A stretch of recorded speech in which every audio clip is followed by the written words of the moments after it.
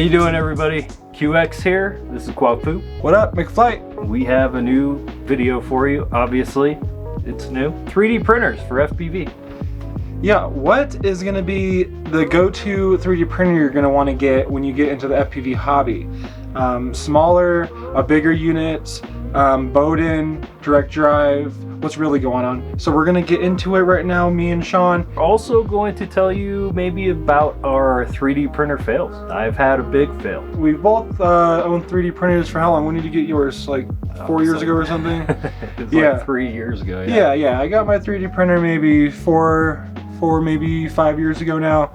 The first one. It's like a whole nother hobby. Now you can get printers that will plug and play, that will print you whatever you want right away. But at the end of the day, you might need to tinker with it a little bit, just like your quad, and get it running and tuned up perfect.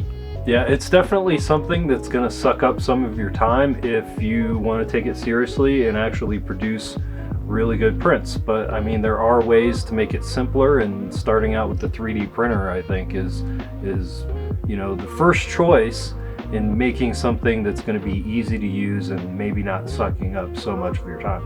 Right.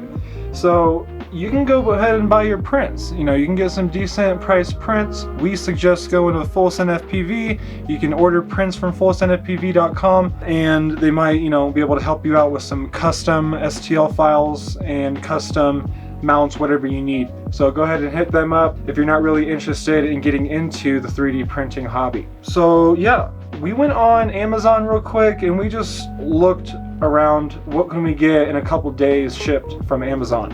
And after doing some research, we figured out that the ENDER 3 is going to be the one that there's a lot available. It's right at that perfect price point to where it's not too expensive. There's a lot of people in the community with the ENDER series of 3D printers. At the end of the day, you're going to have a lot of help if you ever run into any problems with the ENDER. We purchased this one from Amazon.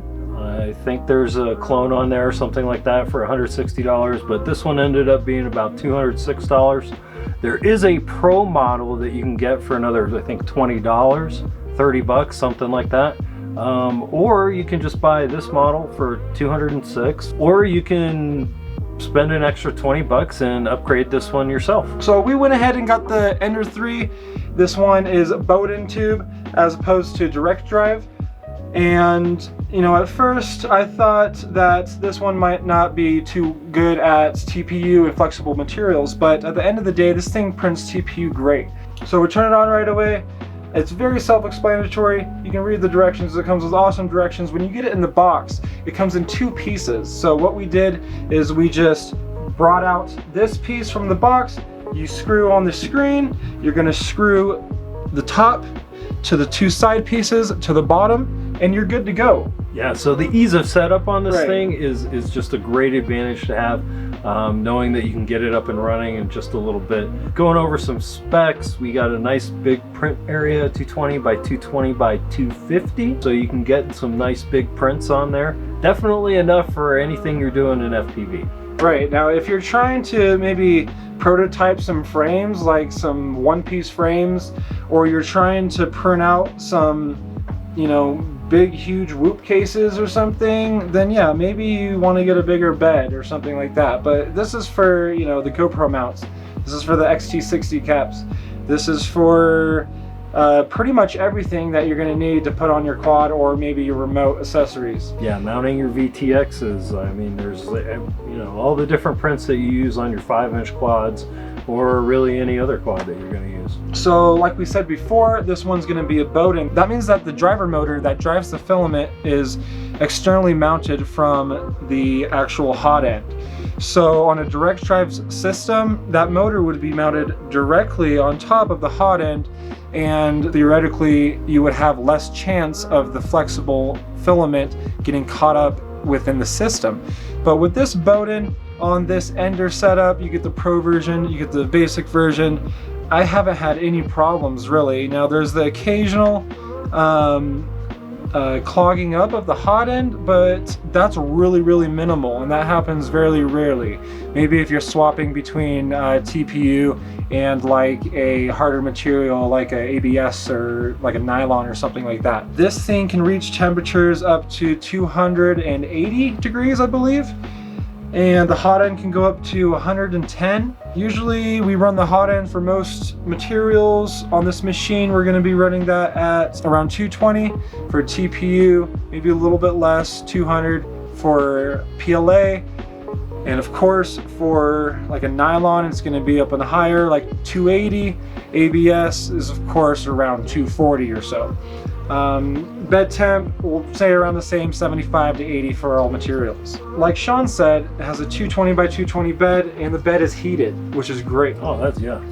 That's an awesome feature, dude. If you can have that built in, that's great. Absolutely. There's a lot of printers out there that are missing that, and this one has the heated bed, and it has the kind of bigger build surface, so you should be good to go with that. We got some TPU on here right now. When you print ABS, you want to make sure that you're not kind of chilling in the room for too long when you're printing it. That stuff can put off some bad smells and stuff like that. That's not too good for you.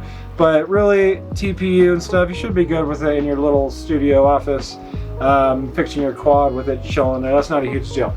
So, as I said before, I've had a 3D printer fail. I bought a really expensive model. I won't tell, I don't really remember which one it was, but it was really expensive, and I bought it, I set it up, I did a couple test prints, I was in the middle of a print and it like broke down on me. I didn't know how to fix it, and of course I wasted all my money. So educate yourself before you jump into this. Even though this one's only going to cost you, $200, $230, I spent way more than that, and I probably could have bought a few of these and it would have been way worth the money. These parts you can get from Amazon. You can get these separate parts if they ever do break or go bad or anything like that. And they're not going to be, $100 for the little piece like maybe these more expensive printers. And it's not going to take a day in labor to change out this part. On these guys, it's really self-explanatory, just like the quads almost. You swap out your hot end, it's $10 on Amazon, you're good to go. Worst case scenario on these things. Remember guys, at the end of the day, it's just like drones, right? Stuff can go wrong, you can get defective units, just like any printer, just like any manufacturer, any price point right now. So keep that in mind, but as soon as you set it down, get this bed level, and get it tuned up a little bit, you'll be printing. Go on YouTube, there's a bunch of different videos right now. You can do multicolor on this thing, pausing, replacing filament, bunch of different stuff like that. So yeah, and pro tip, once you get it in a spot and you have it leveled and the bed's leveled, and there are more expensive models with auto level beds and that kind of thing. This one does not have that feature. So once you get it level, try not to move your 3D printer too much. All right, so we got this TPU in here. I don't know, do you want some prints, Sean? I'll print you whatever you want, bro. Yeah, dude, print me something up. All right, we'll print some GoPro mounts for Sean. Appreciate you guys for tuning in. Appreciate Full Sun FPV. Go to the website, guys, type in QXFPV, and you're gonna be getting 5% off of your prints if you don't want to go this route, okay?